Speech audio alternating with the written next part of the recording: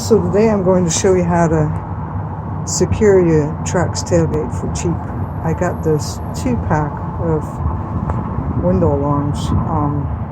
There were $3.99 for the 2 of them at Harbor Freight, and I used some double-sided tape and some Velcro to stick it on.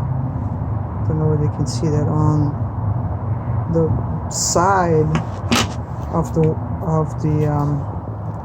the portion that's meant to go on the window, and then on the back side of the alarm. And then I have Velcro strips of the tailgate here, and also on the inside there. So in order to arm the tailgate, we're just sticking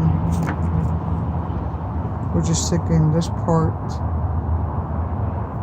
on the Velcro here, and then we're sticking this other part on the Velcro there, making sure that they line up to shut the tailgate. Then we need to make sure that the arrows line up there. Just like that, push it on there.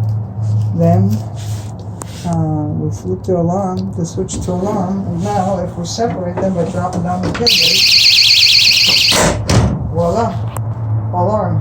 And that's how you arm a tailgate.